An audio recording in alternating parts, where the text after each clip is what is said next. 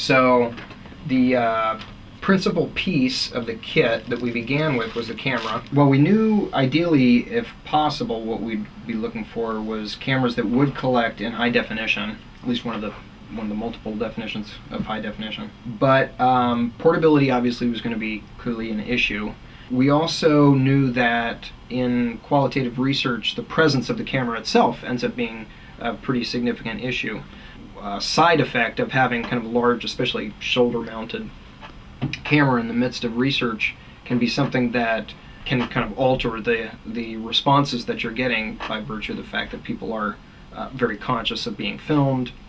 Whereas this, I think, in our kind of earlier experiences in the class, people were noting that half the time people seemed to just kind of assume you had a cell phone that you were looking at. I mean, it's that kind of mobile form factor.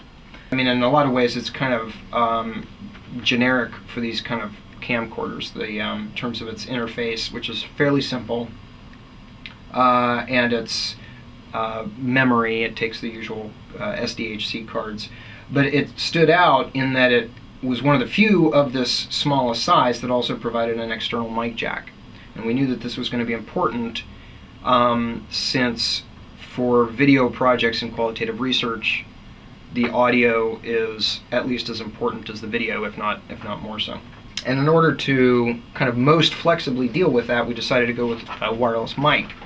The problem there is that the vast majority of wireless microphones are they're mobile on the transmission end, but the receiver end usually has a receiver that plugs into mains power.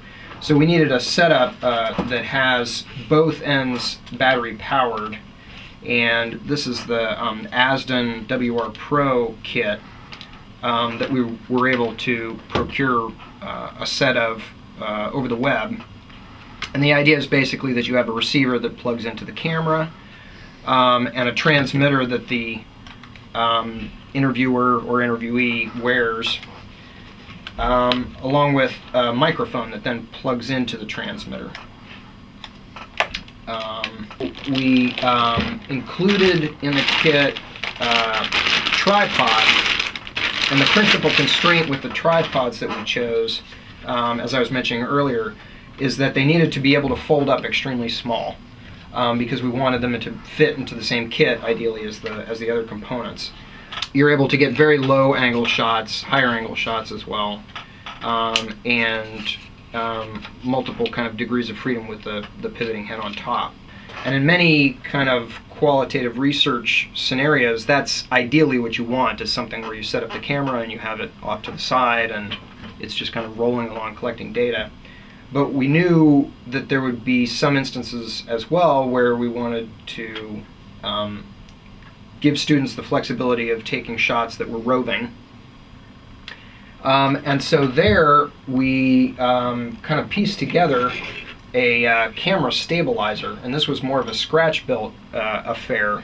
This is actually from a design laid out in a magazine called Make Magazine, where the jitter is reduced simply by lending the camera some inertia. And the idea behind it is basically that you're providing a bit of extra weight to the camera to there we go, smooth out the jitter that invariably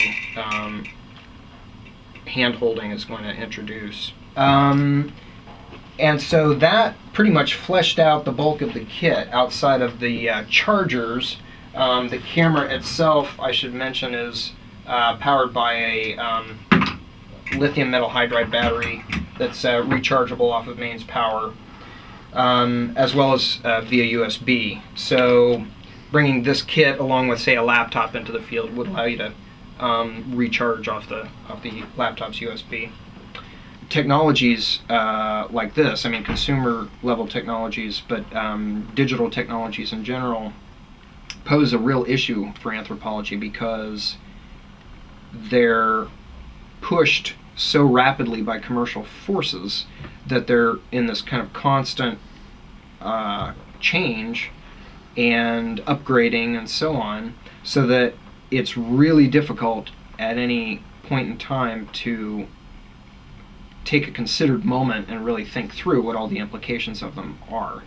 More and more of these image collection devices are embedding geotagging, so that you're going to end up with no longer just kind of a stream of video, but a stream where each moment of the video is itself maybe geotagged, so that you effectively have a video kind of path that's run through geographic space. And once you upload a number, kind of critical mass of those kind of video streams, then what you're talking about is people being able to kind of index that in a whole variety of different ways and piece together kind of video mosaics in a way. So, I mean, and some of them might be state-operated kind of thing, traffic cameras and so on, but I think at least as much at issue would be this kind of thing where it was consumer technology, especially things that are piggybacked off of a cell phone, which most people are going to be carrying around anyway. I think it's important to kind of push on anthropological engagements with these kind of things, for sure. But how to do that and kind of maintain the critical edge and the care with which the field is considering these kind of things, that's a tough one. That's the real trick.